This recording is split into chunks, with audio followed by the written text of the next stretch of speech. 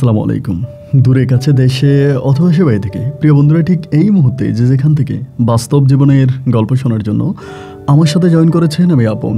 আর যে আপন জীবনের গল্পের 1248তম পর্বে আপনাকে প্রতিদিনের মতো স্বাগতম জানাচ্ছি।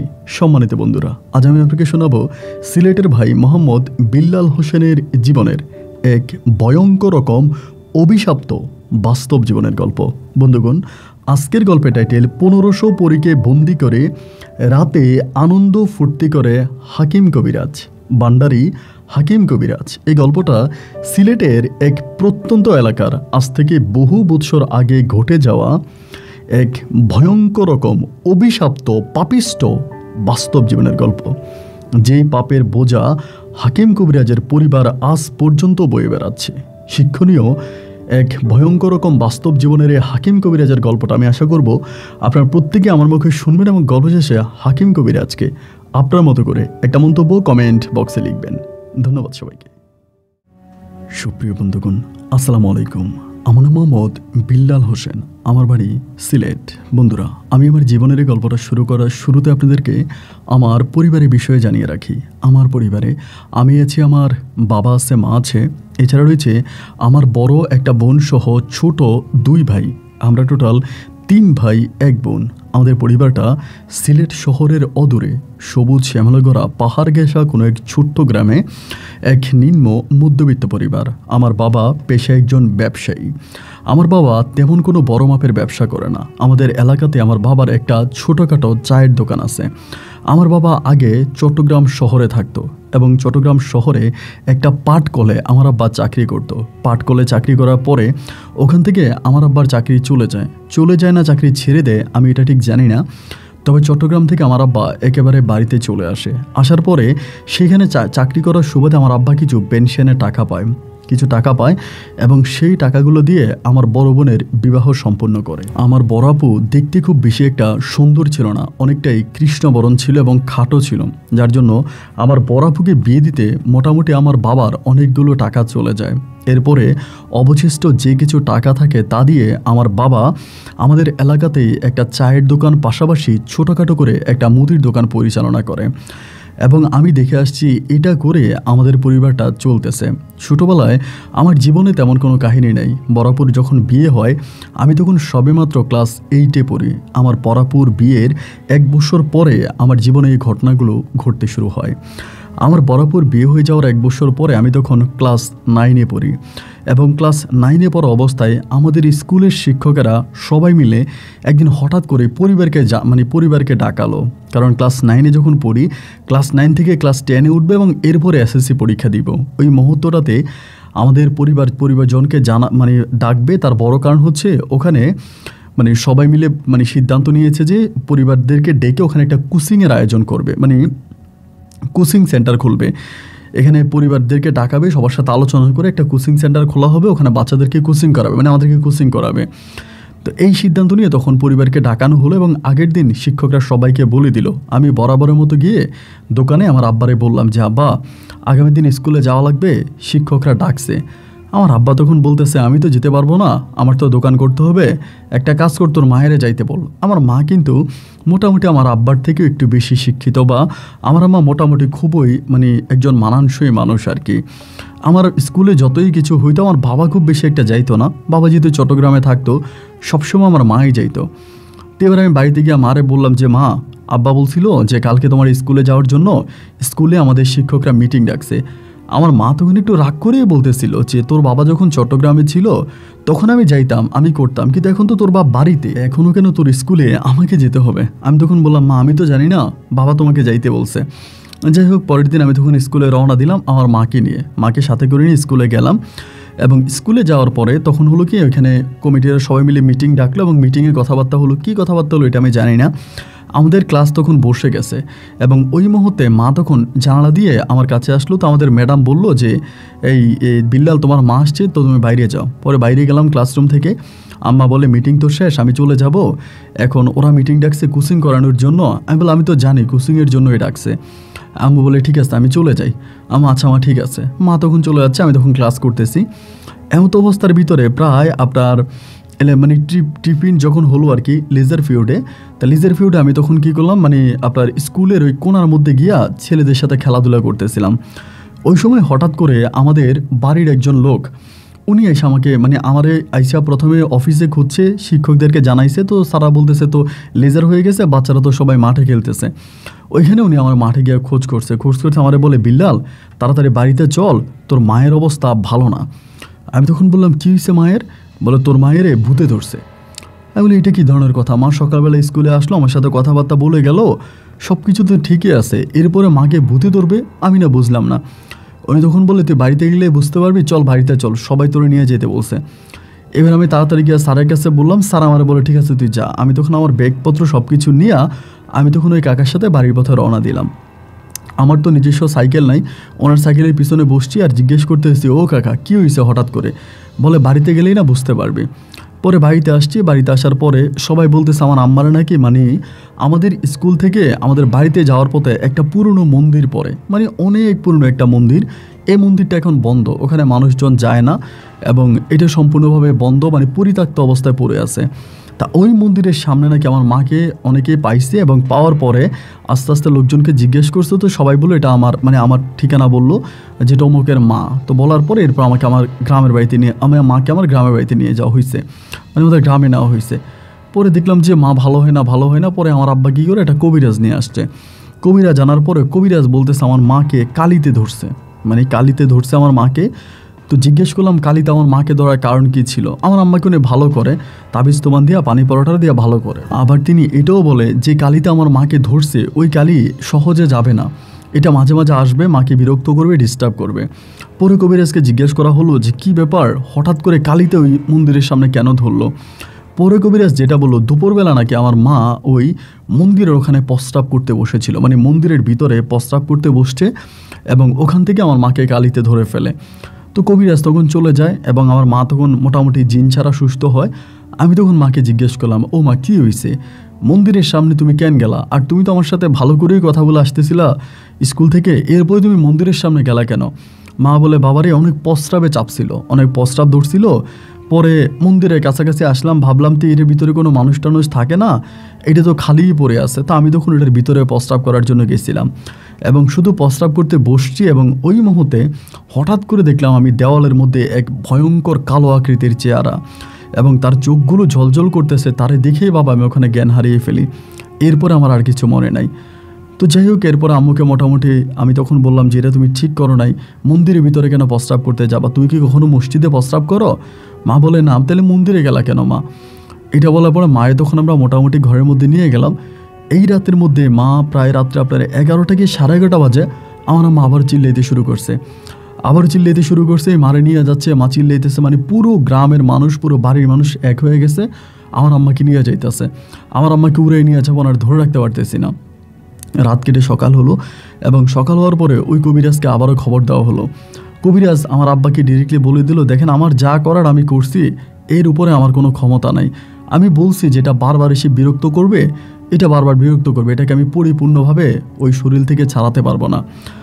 এটা বলার পর আমার আব্বা তখন চলে আসলো, এসে বিভিন্ন কবিরাজদের বাড়িতে যাচ্ছে, অনেক কবিরাজদের বাড়িতে যাচ্ছে, অনেকের সাথে কথাবার্তা বলতেছে, কিন্তু ওভাবে আসলে কোনো কবিরাজে আমার মাকে পরিপূর্ণভাবে সুস্থ করতে পারে না। আমার মা এই ভালো তো এই খারাপ, এই খারাপ তো এই ভালো, মানে এই জিনটা বা এই কালিটা মাঝে মাঝে এসে আমার আম্মাকে ধরে। ধরেন মাগরিবের সময় আমার আম্মা একটু বের হয়েছে, ওই সময় ধরে বসে। মধ্যরাতের বেলায় আমার আম্মা একটু ঘুমাইছে, ওই সময় ধরে বসে। আবার ভর দুপুরবেলা আমার আম্মা উঠানে বসে আছে, ওই সময় ধরে ফেলে। মানে এরকম কিছু টাইম আছে, ওই টাইমগুলোতে আমার আম্মাকে বিশেষ করে ধরে ফেলে। তো এখন কবিরাজরা বলতেছে আমার আম্মা যাতে নিয়মগুলো মানে, ভোর দুপুরবেলা উঠানে না যায়, সন্ধ্যার সময় মাগরিবের পরে যাতে বা মাগরিবের আগে যাতে ঘর থেকে বের না হয়, রাতের বেলা ঘুমাইতে যাওয়ার আগে যাতে পর্দা করে ঘুমায়।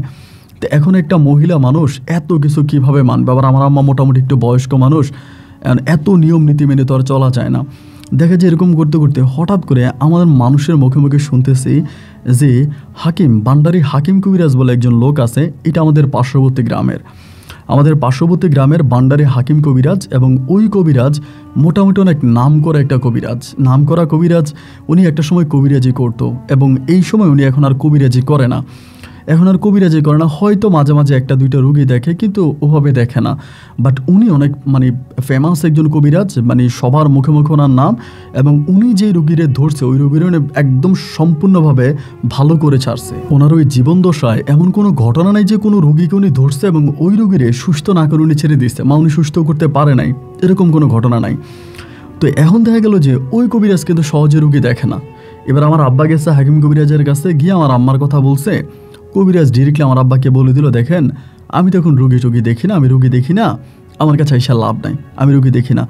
হাকিম কবিরাজ তখন মানে আমার আব্বা তখন বাড়িতে চলে আসছে। এসে দুপুরবেলা আব্বা আমারে বলতেছে যে কবিরাজদের কাছে তো গেলাম, কবিরাজ তো তোর আমার চিকিৎসা করবে না, কবিরাজ ডিরেক্টলি মানা করে দিল। তখন আর অনেক কবিরাজ দেখানো হয়েছে কিন্তু, বাট আমার আম্মা ভালো হচ্ছে না, মানে ভালো হচ্ছেই না। এরপরে যেটা হইলো, আমি ওই দিন এরপরের দিন স্কুলে গেলাম। দেখেন আপনি শুনলে এই কথাটা শুনলে অবাক হয়ে যাবেন অনেকেই। স্কুলে যাওয়ার পরে আমি তখন কি করলাম, স্কুলের মধ্যে সবার সাথে মানে আমার এক বন্ধুর সাথে বিশেষ করে বিষয়টা আলোচনা করতেছিলাম যে এই ঘটনা হাকিম কবিরাজের কাছে গেছে, হাকিম কবিরাজ আমার আব্বার চিকিৎসা করে নাই, আমার মায়ের চিকিৎসা করে নাই। ওই মুহূর্তে আমার ওই বন্ধু বলতেছে, একটা কাজ কর, হাকিম কবিরাজের মানে মেয়ের কাছে যা, হাকিম কবিরাজের একটাই মেয়ে, আর ওই মেয়ে যদি বলে তাহলে হাকিম কবিরাজ অবশ্যই চিকিৎসা করবে। আমি বললাম হাকিম কবিরাজের মেয়েরা কোথায় পাবো? পরে বলে ক্যা, আমাদের ক্লাসে যে পড়ে তাসলিমা, তুই ওরে চিনিস না? আমি বললাম চিনবো না কেন, তাসলিমা আর আমি ক্লাস 6 থেকে এই পর্যন্ত পড়তেছি, ওরে চিনবো না? বলে আরে ওই তো হাকিম কবিরাজের মেয়ে। মানে এইটা শোনার পরে আমি জাস্ট তাজ্জব হয়ে গেলাম যে মানুষটার সাথে আমি ক্লাস 6 থেকে ক্লাস 9 পর্যন্ত পড়াশোনা করতেছি, আমি জানি না যে তার বাবা এত বড় মাপের একজন কবিরাজ। তো আমি বললাম কি রে, এটা তো আমি জানি না। পরে বলে তা ওর সাথে যা। পরে মেয়েদের মাঝে গিয়ে দেখো কথা বলতেছে সবার সাথে। আমি তখন বললাম যে তাসলিমা তোর সাথে আমার একটু কথা আছে। ও তখন বাকি মেয়েগুলোর কাছ থেকে উঠে আসছে, আইসা আমারে বলে বল কী কথা। আমি বললাম তাসলিমা একটা কথা জিজ্ঞেস করবো তোরে। ও বলে হ্যাঁ বল। আমি বললাম তোর বাবার নাম কি? ওই তখন বলে না, নিচের দিকে তাকে আসছে। আমি বললাম কি রে, বল না তোর বাবার নাম কি, বল তোর বাবার নাম কি। ও তখন বলে কে, আমার বাবার নাম বলতে হবে কেন? আমি বললাম দেখ তোর বাবার নাম না শুনতে আমার ইচ্ছে করতেছে, দেখি তুই বলতো তোর বাবার নাম কি। পরে ও বলে ভান্ডারে হাকিম কবিরাজ। আমি বললাম ভান্ডারে হাকিম কবিরাজ তোর বাবা সারা দুনিয়াতে এত বড় একজন তান্ত্রিক কবিরাজ, তা এই বাবার নামটা বলতে তো লজ্জা লাগে কেন? ও তখন আমার দিকে তাকাই বলে শুধু কি আমার বাবার এই তান্ত্রিক কবিরাজের বিষয় শুনেছ, আর কিছু শোনো নাই? আমি বললাম না, আর তো কিছু শুনি নাই, শুধু শুনেছি তোর বাবা যে রুগীরে একবার ধরছে ওই রুগীরে তোর বাবা ভালো করে ছাড়ছে এবং তোর বাবার জীবন দশায় কোনো ফেল ঘটনা নাই। ও তখন বলে ভালোই শুনছো, আচ্ছা ঠিক আছে আমি চাই। আমি বললাম শোন না, আমার মা না অবস্থা খুব খারাপ, আমার মায়ের ওই দিন জিনে ধরছে, তুই জানোস কিনা জানি না। এখন আম্মাকে অনেক কবিরাজ দেখাইছি, বাট আমার আম্মা ভালো হয় না। আমি তোর বাবার কাছে নিতে চাচ্ছিলাম, তোর বাবাকে একটু বলবি যাতে আমার আম্মাকে দেখে। ও বলে আমি আব্বুর সাথে কথা বলি না। কেন তোর আব্বুর সাথে কথা বলিস না? আমাকে বলে দেখ আসলে তোরে কি বলবো, এটা হয়তো স্কুলের অনেকেই জানে, আর তুই আমার ক্লাসমেট হওয়ার পরও জানিস না, তারপরও তোরে বলি। মূলত আমার আব্বা আমার আম্মার সাথে থাকে না, আমার আম্মা আজ থেকে বহু বছর আগে আমার আব্বাকে ছেড়ে চলে গেছে। কেন তোর আম্মা তোর বাবাকে ছেড়ে চলে গেল কেন? আমাকে বলে তার বড় কারণ হচ্ছে আমার আব্বা রাতের বেলায় প্রায় 1500 পরীর সাথে রঙ্গ তামাশা করে, আনন্দ ফুর্তি করে, গান বাজায়, নৃত্য করে, এবং আব্বা যে রাতের বেলায় কি করে এটা বলে বোঝানো যাবে না। এবং আব্বার ওইসব জিনিস দেখে আমার মা আমার আব্বাকে ছেড়ে চলে গেছে। আমার আব্বা কোনো নামাজ পড়ে না, কোনো মসজিদে যায় না, এবং আব্বা যে একজন মুসলমান সে এইরকম কোনো কিছুই করে না, একজন মুসলমানের কোনো রীতিনীতি আমার আব্বার মাঝে নাই। এবং রাতের বেলায় আমার আব্বা অনেক পরীগুলোকে নিয়ে ঘরের মধ্যে আনন্দ ফুর্তি করে। আমি ওর কথা শুনে অবাক হয়ে গেলাম যে পরীর সাথে রাতের বেলায় আনন্দ ফুর্তি করে, যে জিন পরী দেখলে মানুষ ভয়ে প্রস্রাব করে দেয়, জিন পরী এরকম একটা জিনিসটা এই পরীর সাথে ওর বাবা আনন্দ ফুর্তি করে গভীর রাতে। মানে কথাটা জানি আমার কাছে কেমন লাগলো। আমি বললাম কি রে, এটা কেমন কথা? ও আমার বলে দেখ তুই জানিস না, এটা আমাদের গ্রামের অনেকেই জানে, এবং আমার আম্মা অনেক চেষ্টা করছে আমার আব্বাকে এইসব জিনিস থেকে বের করে আনার জন্য, কিন্তু আমার আব্বা শেষ পর্যন্ত ওখান থেকে বের হয় নাই। এবং বের না হওয়ার কারণেই আমার মা আমার আব্বার সাথে ঝগড়া করে আমার নানু বাড়িতে চলে যায়। আমার মা আর কখনোই এ বাড়িতে ফিরে আসবে না। আমি তখন বললাম আচ্ছা ঠিক আছে, এটা তো তোদের পারিবারিক বিষয়, তো আমি আর খুব বেশি কিছু বলতে পারবো না। কিন্তু তাসলিমা তোর কাছে আমার একটা রিকোয়েস্ট, তুই যেমনি পারিস তোর আব্বার একটু বইলা আমার মায়ের একটু তোর আব্বার কাছে চিকিৎসা করার ব্যবস্থা করে দে। ও তখন বলে দেখ অন্য কবিরাজের কাছে নিয়ে যাস, আমি আমার আব্বার সাথে কথা বলি না, আমি পারবো না এটা। আমি তখন খুব রিকোয়েস্ট করতেছি তাসলিমা প্লিজ দেখ আমার আম্মার অবস্থা খুব খারাপ, আমার আম্মাকে হয়তো বাঁচানো যাবে না, তুই প্লিজ অন্তত আমার দিকে তাকিয়ে হলেও একবারের জন্য তোর আব্বুর সাথে কথা বল। এবং তোর আব্বুর সাথে কথা বলে তুই আমার এই কাজটা করে দে, তোর কাছে আমার বিনীত রিকোয়েস্ট প্লিজ। এইরকম করে যখন অনুরোধ করতেছিলাম একটা পর্যায়ে আমারে বললো যে দেখ আচ্ছা ঠিক আছে, তুই কালকে না, কালকের পরের দিন, মানে কালকের পরের দিন সোমবার, বলো সোমবারে তুই নিয়ে আসিস যা, সোমবারে আমাদের স্কুল শেষ হলে বিকালবেলা নিয়ে আসিস, আর নাইলে আমি সোমবারে স্কুলে আসবো না, আর তুই স্কুলে আসিস না, তাই তুই 11টার দিকে নিয়ে আসিস। পরে আমি বললাম যে আচ্ছা ঠিক আছে। আব্বার এসে বললাম স্কুল থেকে, আব্বা তো খুশি যে আলহামদুলিল্লাহ তাহলে ঠিক আছে। সোমবারে সকালবেলা আমি আর আব্বা তখন আম্মার নিয়ে রওনা দিছি। দেখেন আম্মা কিন্তু এই ভালো এই খারাপ, যখন রওনা দিছি হাকিম কবিরাজের বাড়িতে আম্মা বলে যাবে না, এবং যাবে না বলে সে চোখ মুখগুলো মানে পুরো লাল করে ফেলছে। আমার আব্বা তখন বলে আবারও ধরে বসছে। আমি বললাম হ্যাঁ তা তো বুঝতেইছি, ধরে গেছে। আমি বললাম মা চলো, আমি হাকিম কবিরাজের কাছে যাব না, সেটা নিতেই পারি না। বিশ্বাস করেন আমরা একটা মানে সিএনজিতে আমরা 8-10 জন মানে কেমনে যে ওনারে ঢুকাইছে ওইটার মধ্যে, এরপরও সিএনজি ড্রাইভার সিএনজি চালায় আর মনে হয় যেন তার সিএনজিটার উপর উঠাই ফেলতেছে। সে বলে আমার মনে আমি হেলিকপ্টার চালাইতেছি, একটু পর মনে হয় সিএনজি উপরের দিকে টান মারতেছে। দোয়া পড়তেছে, আমিও দোয়া পড়ি, আব্বাও দোয়া পড়ে, করতে করতে কবিরাজের বাড়ির উঠান পর্যন্ত গেছি। নিতে আমাদের খুব সমস্যা হয়েছে। নেওয়ার পরেই ওনে যখন নামাইছি, হাকিম কবিরাজ তখন বারান্দায় বসে আছে। হাকিম কবিরাজ আমার আব্বারে দেখে বলতেছে এই রুগী আনছেন কেন? বলছি না এই রুগীর আমি চিকিৎসা করবো না, এই নিয়ে যান, এরে নিয়ে যান, আমি চিকিৎসা, আমি তো রুগী দেখি না রে ভাই, আমি তো রুগী দেখি না, এটি নিয়ে যান। আমি বললাম যে কাকা ঠিক আছে রুগী দেখেন না, আমি একটু নামাই, ওদের নামাইলে তো সমস্যা নাই। উনি বলে বাবারে নামাইয়া লাভ নেই, আমি রুগী দেখবো না। ওই সময় আইসা তখন তাসনিমা আসছে মানে ঘর থেকে বেরিয়া, আইসা আমার আম্মারে আইসা ধরছে, ধরার পরে ও আমারে বলতেছে যে চলো আমার আব্বার ঘরে চলেন। এই কথা বলে ও তখন হাতে করে ওর আব্বার দিকে নিয়ে যাচ্ছে। ওর আব্বা তো অবাক হয়ে গেল, এই পর্যন্ত তো ওনার মেয়ে জীবনে কোনোদিন কোনো রোগীর এরকম করে আনে নাই, তা আবার ওনার মেয়ে এগুলোকে ঘৃণা করে, মানে বলে তান্ত্রিক কবিরাজ এগুলোকে ওনার মেয়ে ঘৃণা করে, কিন্তু আজকে ওনার মেয়ে নিজেই একটা রোগীর হাত ধরে নিয়ে আসতেছে। পরে ওর বাবার কাছে আসছে, আইসা বলতেছে ওনার চিকিৎসা করেন। ওর আব্বা বলে তুই জানিস না যে আমি এখন কোনো রোগী দেখি না?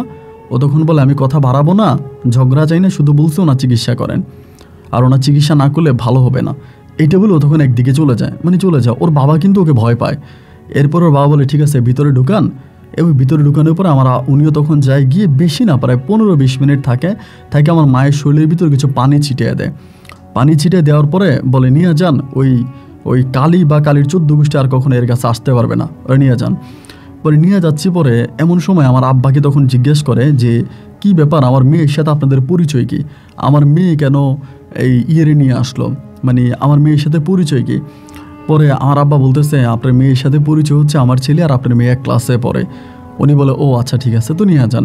পরে আমার বাড়িতে নিয়ে গেলাম। নিয়ে যাওয়ার পরে এরপর থেকে আমার মাকে আর কোনো দিনও এই ধরনের কোনো সমস্যার মধ্যে পড়তে হয় নাই।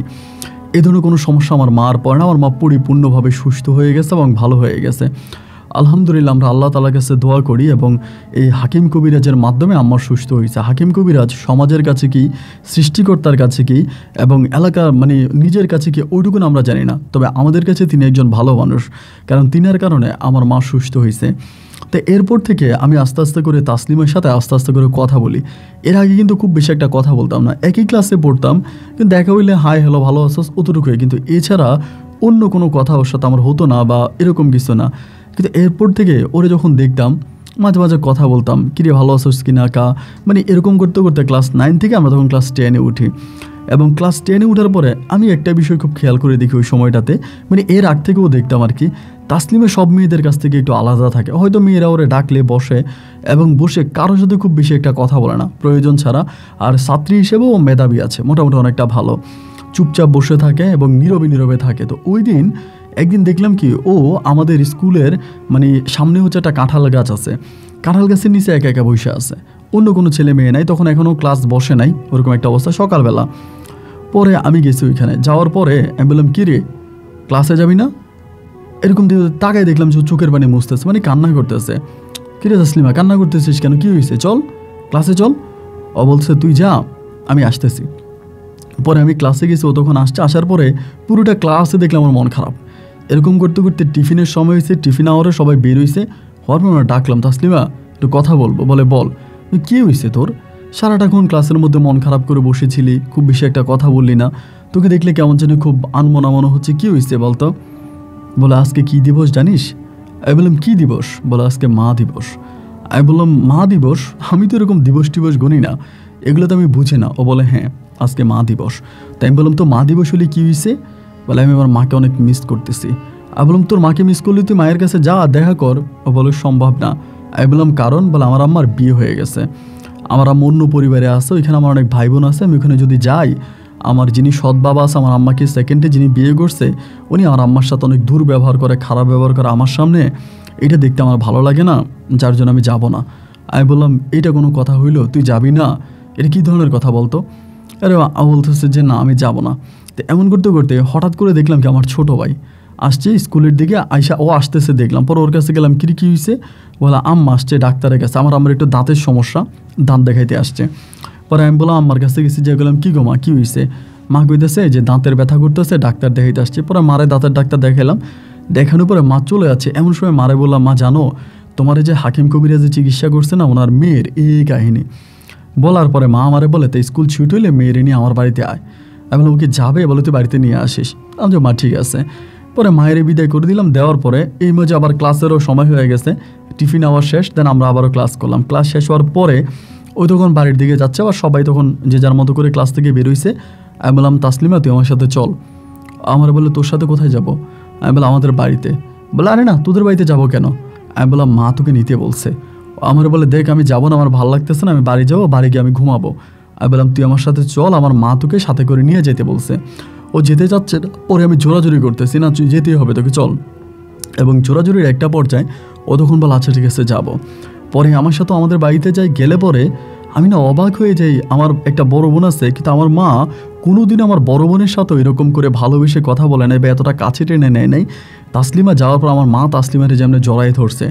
ঘরের মধ্যে ঢোকার পরে তো এলাহি কাণ্ড, গিয়ে দেখি ওখানে আমার মা অনেক ধরনের পিঠা বানায় রাখছে। আমার আম্মা তখন করলো কি এই পিঠাগুলো ওরে খেতে দিল, বললো তুমি খাও, এই পিঠাগুলো আমি তোমার জন্য বানাইছি। মুহূর্তের মধ্যে না ভাই ওর চোখ দিয়ে পানি বেরোতে শুরু হলো, ও কান্না করতেছে।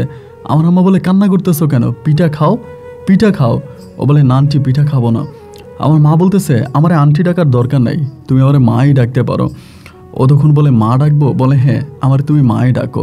একবার দুইবার মা ডাকার পরে মেয়েটা তখন কান্নায় ভেঙে পড়লো এবং ওই মুহূর্তে আমার মা তখন ওটা জড়াইয়া ধরছে, জড়াই ধরে বলতেছে আজকে থেকে আমি তোমার মা, তোমার যখনই মন খারাপ হবে তখন যখনই তোমার কাছে পৃথিবীটা অন্ধকার মনে হবে বলবা ভাববা যে আপন বলতে তোমার কেউ নাই, তখনই মায়ের কাছে চলে আসবা।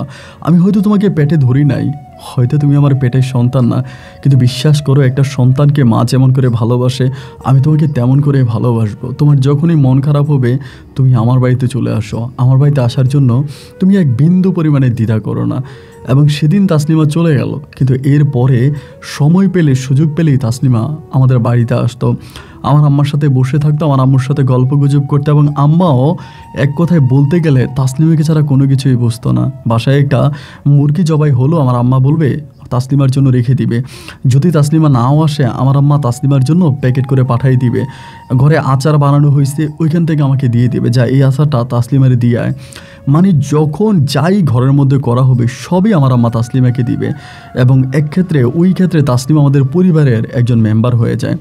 এরকম করতে করতে আমাদের এসএসসি পরীক্ষার সময় চলে আসে। একটা পর্যায়ে আমরা তখন এসএসসি পরীক্ষা দিই এবং এসএসসি পরীক্ষা দেওয়ার পরে তখন এসএসসির রেজাল্ট মানে এসএসসি পরীক্ষা দিয়ে পরীক্ষা শেষ হয় এবং পরীক্ষাটা শেষ হওয়ার পর তো তখন আর কোনো স্কুলে যাওয়া হয় না, ক্লাস হয় না। তাসলিমার বাবা কিন্তু খুব বেশি একটা তাসলিমার খোঁজ খবর নিত না, ও কোথায় যায় কি করে পড়াশোনা করে কিনা কোনো খোঁজ খবর খুব বেশি একটা নেয় না। তাসলিমার পাশের ঘরের এক চাচি আছে, ওইটা ওর খোঁজ খবর নেয় বা ওর স্কুলে যায়, কোনো সমস্যা হইলে ওর মায়ের দায়িত্ব পালন করে। কিন্তু ওই মহিলাটাকে তাসলিমা কখনো মা ডাকে না, কেন ডাকে না এটা আমি জানি না।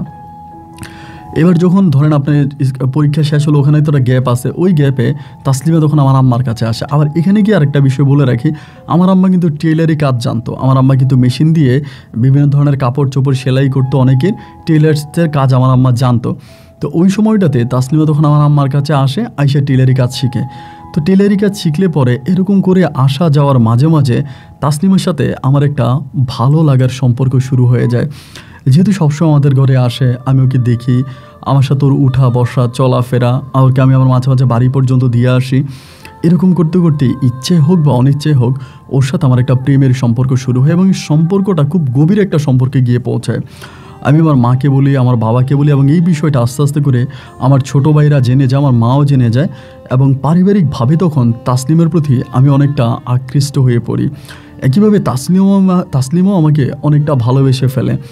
এসএসসি পরীক্ষার পরে তখন তাসলিমার বাবার সিদ্ধান্ত নিল যে তাসলিমাকে এখানে রাখবে না, ওকে ওর নানু বাড়িতে পাঠিয়ে দিবে, এ জায়গায় রাখবে না, নানু বাড়িতে পাঠিয়ে দিবে এবং ওখানে ওকে বিয়ে দিয়ে দিবে। এরকমভাবে কথাবার্তা চলাচলি শোনা যাচ্ছে। ওই মুহূর্তে তাসলিমা তখন আমাকে বলল, আব্বুর সাথে কথা বলি বা না বলি, আমার তো একমাত্র গার্ডিয়ান আমার আব্বু, গার্ডিয়ান ছাড়া তো আমার কেউ নেই। আব্বু বলতেছে আমাকে, আমি যেহেতু এসএসসি পরীক্ষার রেজাল্ট আউট হলে পরে আমাকে আমার নানু বাড়িতে পাঠিয়ে দিবে, আমার নানু বাড়ির পাশাপাশি এক কলেজ আছে, ওখানে ভর্তি করাবে এবং আমার নানা নানি আমাকে ওখানে বিয়ে দিয়ে দিবে, মানে ওখানে বিয়ে দিয়ে দিবে, এরকম বলতেছে। ওই মুহূর্তটাতে আমি তো, তাসলিমার আব্বা কিন্তু ছন্ন ছাড়া জীবন, ওনার মানে কারোর সাথে কোনো সম্পর্ক নেই, উনি সারাদিন বসে থাকবে, উনি কি খায় না খায়, ওনার খাওয়া দাওয়া কী করে তাও জানে না। মানে আপনি শুনলে অবাক হয়ে যাবেন যে উনি কী খায় এটা গ্রামের কেউ জানেই না। ওনার ঘরে কোনো রান্না হয় না, শুধু রাতের বেলায় ওনার ঘর থেকে মিউজিকের শব্দ আসে, মানে এরকম ধুমধুম ধুমধুম করে কী জানে বাজতেছে। এবং আরেকটা বিষয় ওখানে বলে রাখি আপনাদেরকে, উনি প্রতি ফজরের আগে, মানে ফজরের আগ মুহূর্তে ওনার বাড়ির পিছনে একটা পুকুর আছে, ওই পুকুরে কাউকে নামতে দেয় না, শুধু উনি ওই পুকুরে নামে, ওই পুকুরে শুধু উনি গোসল করে, তা ফজরের আগে। তো যাই হোক, ও তখন বললো যে ওর বাবারে বলার জন্য। পরে আমি আমার আব্বারে বললাম যে আব্বা, এমন এমন ঘটনা, তাসলিমের বিষয়টা তো তোমরা সবাই জানো, এখন তাসলিমার আব্বা বলতেছে তাসলিম এখন নানু বাড়িতে পাঠাই দিবে, ওইখানে পাঠাই দিবে, দেন ওইখানে ওরা বিয়ে শাদী দিয়ে দিবে। তো তাসলিমা তো, আমি তাসলিমারে পছন্দ করি, এখন আম্মাও তো বলছে এই তুমি তাসলিমার বাবার কাছে গিয়ে বিয়ের প্রস্তাব দাও। এই কথা বললে পরে আমার আব্বা তখন তাসলিমার আব্বার কাছে বিয়ের প্রস্তাব নিয়ে যায়। তো যেদিন আমার আব্বা প্রস্তাব নিয়ে যায়, ওই দিন আমার আব্বা অনেক মন খারাপ করে তখন আমার আব্বা বাড়ি ফিরে। তে বাবা যখন মন খারাপ দেখছি, আমি তখনই বুঝে গেছি যে আসলে মূলত তাসলিমার আব্বা রাজি হয় নাই। আর আমার আব্বাও বলতেছে যে মেয়ের বাবা রাজি হবে না, কারণ ওদের তো টাকা পয়সা, অর্থ সম্পদ, এবং এত বড় লোকের মেয়ে, ওর আব্বার অনেক টাকা পয়সা, অনেক অর্থ সম্পদ, তা ওরা কি আর আমাদের মতো লোকের কাছে ওনার মেয়েকে বিয়ে দিবে? আমার আব্বা তারপরেও যেতে চাচ্ছিল না। পরে আম্মা আর আমার রিকোয়েস্টে আমার আব্বা তখন গেছে, এবং যাওয়ার পরে যেটা হইল, আমার আব্বাকে শূন্য হাতে ওখান থেকে ফিরে আসতে হলো। তাসলিমার আব্বা ডিরেক্টলি বলে দিছে আমার পরিবারের সাথে ওনার মেয়েকে বিয়ে দিবে না। এবং এই ঘটনার পরে যেটা হইল ভাই, মানে আমার মনে হয় যে মানে চোখের মুখে লবণ দেওয়ার মতো অবস্থা। আব্বাকে তো মানা করে দিল, যেই লোকে তাসলিমা কোথায় যায়, কি করে, খায় না খায়, পড়াশোনা করে না করে, তার এসব নিয়ে কখনোই কোনো মাথা ব্যথা ছিল না। উনি শুধু ওনার পরিদের সাথে রং তামাশা নিয়ে ব্যস্ত ছিল। এখন দেখা যায় এই লোকটাই তাসলিমাকে কঠিনভাবে পাহারা দিতে শুরু করে। তাসলিমা কি করে, তাসলিমা কোথায় যায়, একটা পর্যায়ে ওকে ঘরের বাইরে আর আসতে দিচ্ছে না, ঘরের মধ্যে ওকে আটকায় রাখে। ওর সাথে আমার অনেক দিন হয়ে গেল কোনো দেখা হয় না, এবং কেমন যে একটা অবস্থা আমি বলে বোঝাতে পারবো না। ঘরের মধ্যে ওকে আটকায় রাখে। আমি গ্রামের লোকদের কাছে শুনি, এবং ওদের বাড়ির লোকদেরকে জিজ্ঞেস করলে বলো ওর বাপে ঘরের মধ্যে আটকায় রাখছে, মানে ঘরের বাইরে ওকে যেতেই দেয় না। আমার আব্বা ঠিক যেদিন থেকে বিয়ের প্রস্তাব দিছে, ওই দিনের পর থেকেও আমাদের বাড়িতে আর আসতে পারে না। ওর জন্য আমি কান্নাকাটি করি, মন খারাপ করি, মানে কোনোভাবে একটা রাত আমি ঘুমোতে পারি না। প্রতিটা রাতে ওর জন্য কান্নাকাটি করি যে ওর আমি এত ভালোবাসি, যে মানুষটার সাথে এত সম্পর্ক, এত প্রেম, এত ভালোবাসা, সেই মানুষটা হঠাৎ করে নাই, এটা কি আর বিশ্বাস করা যায়? আমি তো এটা মানতে পারবো না। এই সময়ের ভিতরে একদিন আমি রাতের বেলায় শুয়ে আছি, আমার ঘরে আমি শুয়ে আছি। এই সময়ের ভিতরে হঠাৎ করে কে জানি এসে আমার ঘরের মানে দরজা ধাক্কাইতেছে, আমাদের মেইন গেট ধাক্কাইতেছে, এবং এবং আমার নাম ধরে একটা ডাক দিল যে ও বিল্লাল, উঠে আসো। কণ্ঠটা আমার কাছে তাসলিমার মতো মনে হইল, এবং মনে হওয়ার সাথে সাথেই আমি তখনই উঠে দিলাম দৌড় দিয়ে গিয়ে দরজা খুলছি, মানে মেইন দরজা খুলছি। খোলার পরে দেখি তাসলিমা দাঁড়ায় আছে। তাসলিমাকে দেখার পরে তো ভাই আমার কলিজাটা ঠান্ডা হয়ে গেল। কি রে, তাসলিমা এখানে এত রাতে? আসলে ওদের বাড়ি থেকে আমাদের বাড়ির দূরত্ব মোটামুটি ভালোই, এত রাতের বেলা আসা কিন্তু সম্ভব না। আমি তখন ঘর থেকে বেরোয়ার পরে বললাম, কিরে তুমি এখানে? আমারে বলতেছে যে মানে কান্না করতেছে, আমার বলে এখান থেকে আসো তাড়াতাড়ি, ঘরের দরজাটা টান দিয়া। পরে ঘরের দরজাটা টান দিয়া কোনায় গেলাম, ঘরের কর্নারে যাওয়ার পরে ও কান্না করতেছে। আমি বললাম কান্না করতেছো কেন? ও বলে তোমার কতদিন ধরে দেখি না, আমার না ভাল লাগতেছে না। আমি বললাম যে তুমি কীভাবে আসলা, তোমার আব্বা নাকি তোমাকে ঘরের মধ্যে আটকায় রাখছে? বলে হ্যাঁ, আমার আব্বা আমাকে ঘরের মধ্যে আটকায় রাখছে, বাট আমি অনেক কষ্টে করে বেরিয়ে আসছি। আমি বললাম তো তুমি না তোমার আব্বার সাথে চলাফেরা করো না, তোমার আব্বার কথা মানো না, তোমার আব্বা তোমাকে ভয় পায়, তাহলে এখন তোমার আব্বা এরকমটা কেন করলো? আমাকে বলে যে আমার আব্বা এরকমটা কেন করছে আমি জানি না, কিন্তু আমার আব্বা অনেক লোভী। আমার আব্বা তোমার কাছে আমাকে বিয়ে দেবে না, আমার নানু বাড়ির এক লোকের কাছে আমাকে বিয়ে দিবে, ওই লোকের অনেক অর্থ সম্পদ, টাকা পয়সা আছে, ওনার কাছে বিয়ে দিবে। আমি তখন বললাম, তাসলিমা তুমি তো জানো আমি তোমাকে কতটা ভালোবাসি, তোমার অন্য কোথাও বিয়ে হয়ে গেলে তো আমি বাঁচবো না, তুমি তো আমার দেহের অক্সিজেন, তাই না? ও আমাকে বলে, এটা তো আমি বুঝি, কিন্তু আমি এখন কী করবো বলো? আমি বললাম, তুমি এখন কিভাবে আসলা? ও বলো, অনেক কষ্ট করে ঘরের পিছন থেকে বের হয়ে আমি তোমার সাথে গোপনে গোপনে দেখা করার জন্য আসছি। আমি বললাম, তো তোমার আব্বার সাথে না জিন পরির সম্পর্ক, তাই বুঝে যাবে না? ও বলে, না হয়তো বুঝবে না। আমি বললাম, ঠিক আছে, তুমি যেহেতু আসছো তোমার এখানে আর থেকে আর যেতে হবে না, তুমি থাকবা, সকালবেলা আমি আব্বাকে ডেকে কাজে ডেকে আমি তোমাকে বিয়ে করে ফেলবো। ও আমাকে বলে, এটা কোনোভাবেই সম্ভব না, এটা কোনোভাবেই সম্ভব না, এটা আমি করতে পারবো না। আমি বললাম, কেন? ও বলে, যদি পারতাম তাহলে তো অনেক আগে বাবাকে লাথি মেরে আমি তোমার কাছে চলে আসতাম। আমি বললাম, তাহলে পারবা না কেন? ও বলে, আমার আব্বা আমাকে ডিরেক্টলি বলছে, আমি যদি আমার বাবার কথার অবাধ্য হই, বাবার কথা না মানি, তাহলে আমার বাবা তোমাকে মেরে ফেলবে, আমার আব্বা তোমাকে মেরে ফেলবে। আমার আব্বার ক্ষমতা সম্বন্ধে তো তুমি জানো না, আমার আব্বা কতটা ক্ষমতাধর একজন ব্যক্তি, তার সাথে জিনপুরীর কত ভালো সম্পর্ক। আমি শত চেষ্টা করলেও না এটাকে সাকসেস করতে পারবো না, আমার আব্বা কখনোই এটা করতে দিবে না। আমি বললাম, তাসলিমা তাহলে আমাদের ভবিষ্যৎ কী? ও বলে, তুমি চিন্তা করো না, একটা না একটা পথ অবশ্যই খোলা হবে, একটা না একটা পথ অবশ্যই বের হবে। আচ্ছা আমি এখন চলে যাই। আমি বললাম, তুমি তোকে দিয়ে আসো? বলে, না না না, তুমি আমার সাথে যেও না, আমি একাই যেতে পারবো। আমি বললাম, আরে এত রাতের বেলা একটা মেয়ে এক গ্রাম থেকে আরেক গ্রামে যাবে, একটা বিপদ তো হতেই পারে। না না না, আমি তোমাকে এভাবে একা যেতে দিব না। ও আমাকে বলে, দেখো আমি একা আসছি, আমি একা যেতে পারবো। জোরাজুরি করার পরেও আমাকে বললো যে, না আচ্ছা ঠিক আছে, বড় জোরে তুমি আমাকে ওই পর্যন্ত দিয়ে আসো। তো আমাদের গ্রামের সীমানা পর্যন্ত আমি ওরা দিয়ে আসলাম। এরপরে ও তখন ধান ক্ষেতের আইল দিয়ে হাঁটতে হাঁটতে চলে গেল। ও আমাকে বললো, খবরদার কেউ যাতে না জানে, কেউ যাতে না বুঝে আমি তোমার সাথে দেখা করতে আসছি, এবং তোমার আব্বা আম্মাকেও কিন্তু বলবা না। আর আমি কালকে আবারও আসবো, এবং আসবো আমি তোমাকে একটা টাইম বলে দিই, এই সময় আমি এই জায়গায় আসবো, আমি তোমাকে নক করবো না, ঘরের দরজায় ধাক্কা দিব না, তোমার আব্বা আম্মা জেনে যাবে আমি এই সময় এখানে থাকবো। আমি বললাম, তোমার এই কষ্ট করে আসতে হবে না, আমি তোমার বাড়ির সীমানায় যাব। ও বলে, না না না, তুমি তো জানো আমার আব্বার সাথে জিন পরিদের সমস্যা, আমার বাড়ির সীমানায় গেলে ওইখানে তোমাকে আটকায় ফেলবে, তুমি যেতে হবে না, আমি আসবো। এরপরের রাতে একইভাবে ও আবার দেখি ওইখানে দাঁড়ায় আছে, মানে দেখেন টাইমটা বলছে যে বরাবর রাত 12টা বাজে আমি এই গাছের নিচে দাঁড়ায় থাকবো তোমাদের বাড়ির সামনে, তুমি এখানে চলে আসবা। ঠিক রাত 12টা বাজে আর 1 থেকে 2 মিনিট আগে আমি দরজা খুলে বেরোইছি, দেখি যে ও এখানে বসে আছে। কিন্তু না ভাই, ওর আচার আচরণগুলো, স্বভাব, মানে কথাবার্তাগুলো কেমন যেন একটু উল্টা পাল্টা লাগে। মানে আগে যখন ওর সাথে আমার সম্পর্ক ছিল, প্রেম ছিল, ভালোবাসা ছিল, তখনকার যে স্টাইল নিয়ে কথা বলতো, এখন কেমন জানি কথার ধরনগুলো কেমন একটা পরিবর্তিত। আর আগে তো ধরেন আমি ওর শরীরে হাত দিতে পারতাম, ওর সাথে যখন আমার প্রেম ভালোবাসা চলতেছিল, কিন্তু এখন না ওর শরীরে খুব বেশি একটা হাত দেওয়া যায় না, ওর শরীরে হাত দেওয়া যায় না, এবং ওর শরীরটা অনেকটা ঠান্ডা, অনেক ঠান্ডা শরীরটা, এবং গরমের মধ্যে দিয়েও দেখি যে ওর শরীর ঠান্ডা। যদি শরীরের সাথে মোটামুটি একটু হাতও লাগে আমি বুঝতে পারি, কিন্তু ওর মানে একদম শরীরের সাথে গায়ের সাথে গা ঘেঁষে বসা আছে না, ওরকম করে ওর সাথে আমি বসতে পারি না। একেবারে গভীর রাত, চারদিকে সংসার, নীরবতা, মানুষ সহ গাছপালা ঘুমিয়ে গেছে, এইরকম একটা সময় যখন ভালোবাসার মানুষটা কাছে আসবে, কার না ইচ্ছে করবে তার সাথে একটু দুষ্টুমি খুনসুটি করতে। এইটাও আমারে করতে দেয় না। ও আমাকে বলে, সব বিয়ের পরে আমাকে এগুলো বলে। আচ্ছা ঠিক আছে, এরকম করে 1 দিন 2 দিন 3 দিন 4 দিন 5 দিনও প্রতিনিয়তই আসতেছে, আমার এখানে আসতেছে যাচ্ছে, মানে প্রতিটা মুহূর্তে। আর আমি ওরে বলি যে কী করা যায়। এভাবে প্রায় 1 দিন 2 দিন না, দীর্ঘ 1 মাসের মতো, পুরো 1টা মাস ও আমার এখানে আসতো, এবং প্রতি রাতে একটা রাতও মিস নেই। আর এখানে একটা কথা বলে রাখি, আমি কিন্তু দুর্ভাগ্যবশত এক সাবজেক্টে পরীক্ষায় ফেল করি, এবং ফেল করার পর আমি আর কলেজে ভর্তি হই না, আমি তখন আমার আব্বার দোকানে বসি আর ঘরের মধ্যে থাকি। এরকম করতে আসা যাওয়া প্রায় 1 থেকে 1.5 মাস পর্যন্ত হয়ে গেল, এবং প্রতিটা রাতে আমি বের হই 12টা থেকে 3টা পর্যন্ত আমার সাথে, 12টা 1টা 2টা 3টে 3 ঘন্টা এই গাছের নিচে আমার সাথে গল্পগুজব করে, এবং আবার চলেও যায়। একদিন একটা বিষয় বলে রাখি, একদিন হলো কি, মানে আমি ওইখানে বসে ওর সাথে গল্প করতেছি, মানে কথা বলতেছি পরে আমার আব্বা তখন সকালবেলা আমার বলতেছে কি যে আমাদের বাথরুমটা নাকি সমস্যা ছিল, মানে বাথরুমের সমস্যা ছিল, তা আমার আব্বা ওই টয়লেটে যায় নাই, গাছের নিচে বলে আমার আব্বা টয়লেট করছে। আমারে বলে গাছের নিচে টয়লেট করছি, আমার আব্বা আমারে বলতেছে যে গাছের নিচে টয়লেট করলো, গাছের নিচে তো আমি আরও বসেছিলাম, আব্বা কি আমাদেরকে দেখে নাই?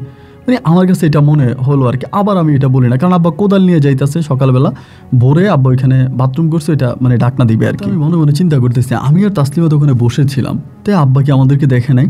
তো যাই হোক, আমি আর আব্বার কোনো কিছু বললাম না, আব্বু এটা ঢাকনা দিয়ে বা ওইখানে মাটি দিয়ে পরে চলে আসছে। এরকম করে তখন সময়গুলো কাটছে। এখানে আরেকটা বিষয় বলে রাখি, রাতের বেলা আমি ওরে বলি, আমার আম্মা কিন্তু তাসলিমের জন্য খুব কান্নাকাটি করে, প্রতিদিন কান্নাকাটি করে যে মেয়েটা আমার এত ভালোবাসতো, মেয়েটার সাথে আমার এই সম্পর্ক, হঠাৎ করে মেয়েটা কোথায় উধাও হয়ে গেল, হারিয়ে গেল। তা আমি আমার মানে তাসলিমারে বলতাম যে আম্মা তো কান্নাকাটি করে, অন্তত একটাবারের জন্য আম্মার সাথে একটু দেখা করো, তুমি আসো একটু আম্মার সাথে বসে একটু কথা বলো। ও আমাকে বলে না আমি কারোর সামনে যেতে পারবো না, আমার কারোর সামনে যাওয়া সম্ভব না, মানে ও যায় না। আর ওর হাতের আঙ্গুলগুলো না একটু অস্বাভাবিক ছিল ভাই, অনেক কিছু কেমন যেন আমার কাছে ডাউট লাগতো, বাট আমি ওরা ভালোবাসতাম, এই জন্য আমি সব কিছুই মেনে নিতাম। বা যেহেতু এত রাতের বেলা আসতো, এরকম করতে করতে প্রায় 1.5 মাসের মতো আমাদের সম্পর্কটা কাটলো। এবং ওই গাছের নিচেই 1.5 মাস পর একদিন হঠাৎ করে আমাকে একটা কথা বলে, আমাকে বলে বিল্লাল তুমি আমাকে সহজে পাবা না, আমাকে তুমি সহজে পাবা না, আমাকে পেতে হলে আমার আব্বার ক্ষমতা তোমাকে, মানে আমার আব্বার ক্ষমতা থেকে, মানে আমার আব্বার যে একটা ক্ষমতা আছে ওই ক্ষমতা থেকে আমার আব্বাকে বের করতে হবে। আর আমি যদি ধরো তোমার বিয়ে করেও ফেলে, আমার আব্বা তোমাকে মেরে ফেলবে, আমার আব্বু তোমাকে আস্ত রাখবে না, আমার আব্বু তোমাকে মেরে ফেলবে। যার জন্য আমার আব্বা যাতে জিন পরি দ্বারা তোমার কোনো ক্ষতি করতে না পারে, এই জন্য আমার আব্বার কাছ থেকে এই জিন পরির ক্ষমতাটা কেড়ে নিতে হবে। যদি আব্বার কাছ থেকে জিন পরির এই ক্ষমতা কেড়ে নেওয়া যায়, তবেই আমি তোমার সাথে নীরবে নিবৃতে সংসার করতে পারবো, অন্যথায় তোমার সাথে আমার সংসার করা হবে না। আমার আব্বা যেভাবে হোক তোমার কাছ থেকে আমাকে নিয়ে যাবে। আমি তখন বললাম তাসলিমা কিভাবে আমি তোমার আব্বার কাছ থেকে তোমার আব্বার কাছ থেকে জিন পরি এগুলো সরাবো? আমি তো কোনো কবিরাজ না, আমি তো কোনো তান্ত্রিক না, খোনার না, আমার কাছে তো কোনো অলৌকিক ক্ষমতা নাই। তুমি কিভাবে তোমার বাবার কাছ থেকে জিন পরি এগুলোকে সরাবো? আমার দ্বারা কি এটা সম্ভব? ও আমাকে বলে হ্যাঁ, আমি যেহেতু বাবার ঘরে আছি, আমি তোমাকে এমন কিছু বুদ্ধি শিখাই দিব যেটা তুমি যদি করতে পারো, তাহলে আমার আব্বার কাছে আর কোনো ক্ষমতা থাকবে না তোমার ক্ষতি করার। আমি কালকে আসবো এবং কালকে এসে আমি তোমাকে বিস্তারিত বলবো, আজকে আমি চলে যাই। ওই দিন ও একটু তাড়াতাড়ি চলে গেছে, আমার বাড়ির সীমানা পর্যন্ত আমি ওকে আগে দিয়ে আসছি, ও চলে গেছে। এরপরে রাতে ও তখন আসছে, আসার পর ওই রাত 3টা বাজে কীভাবে, অনেক সময় দেখা যায় আমি গিয়ে বসে থাকি 3টা বাজে মানে রাত 12টা বাজে বরাবর চলে আসবে, 1 সেকেন্ডও দিক সেদিক হয় না। এবং তখনও কিন্তু আমার মাথায় কোনো কিছু আসে না যে এরকমভাবে তো একটা মানুষের টাইম এভাবে একদম এক্স্যাক্টলি এই টাইমে মানুষটা কীভাবে আসে। যাই হোক, এরপরে ও তখন আসছে, এসে আমারে বলতেছে যে আমার হাতে তখন একটা, আপনারা যারা হোমিওপ্যাথিক ওষুধ খান তারা দেখবেন হোমিওপ্যাথিক ওষুধের যেই বোতলগুলো হয় বা সীসাগুলো হয়, এই বোতলগুলো কিন্তু আকারে খুব ছোট হয়, এরকম একটা হোমিওপ্যাথিকের একটা মানে এইরকম একটা বোতল, এই যেটা কাঠ দিয়ে উপরে কাঠ দিয়ে করা, কাঠ দিয়ে মুখটা মারা, ওরকম একটা বোতল আমার হাতে দিছে। আমি বললাম যে এটা কি তাসলিমা? ও আমাকে বলে এটার মধ্যে কয়েক ফোঁটা পানি আছে, মানে কয়েকটুকু পানি আছে। আমি বললাম এই পানি দিয়ে কী করবো? আমাকে বলে কালকে তোমাকে বলেছিলাম না, কালকের কথা কি তোমার মনে আছে? আমি বললাম হ্যাঁ মনে আছে।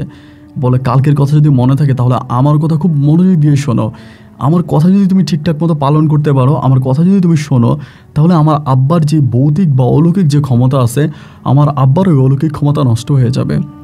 আর আব্বার অলৌকিক ক্ষমতা নষ্ট হয়ে গেলে পরে আমি তোমাকে সাথে আসবো, আমি তোমার সাথে সংসার করব, তোমার সাথে পালিয়ে যাব, এরপরে বাবা কোনো জিন পরি দ্বারা তোমার কোনো ক্ষতি করতে পারবে না। আমি বললাম হ্যাঁ, এটা কি করব? আমাকে বলে এটা নিয়ে তুমি রাতের বেলায় আমি তোমাকে সাথে নিয়ে যাব, সাথে নিয়ে যাওয়ার পরে আমি সেই পর্যন্ত যেতে পারবো না, আমার একটা সীমানা আছে, আমার আব্বা নাইলে বুঝে যাবে, আমি ওই সীমানাতে দাঁড়ায় থাকবো, এরপরে তুমি যাবা। আমার আব্বা যখন শেষ মানে ফজরের আগ মুহূর্তে আমার আব্বা যখন গোসল করার জন্য পুকুরে নামবে, আব্বা গোসল করা অবস্থায় তুমি তখন এই পানিটা পুকুরের মধ্যে ঢেলে দিবা, মানে পুকুরে একটা পাড়ে গিয়ে হয়তো তুমি মুখটা খুলে বোতলটা সহ পানিতে ফেলে দিবা, মুখটা খুলে, এরপরে তোমাকে আরেকটা কাজ করতে হবে। আমি বললাম কী কাজ? বলে দৌড়িয়ে যেই ঘরে আমার আব্বা তোমার মায়ের চিকিৎসা করেছিল মনে আছে? আমি বললাম আছে। বলে ওই ঘরের মধ্যে ঢুকবা, ঘরে ঠিক মাঝখান বরাবরে তুমি একটা গর্ত করবা। আমি বললাম তারপর? বলে গর্ত করার পরে ওই গর্তের ভিতরে তুমি দেখবা এক ধরনের একটা পাথর তুমি পাবা, যেটা আকার অনেকটা বড় একটা পাথর, যেভাবেই হোক ওই পাথরটা তুমি ওখান থেকে আনবা।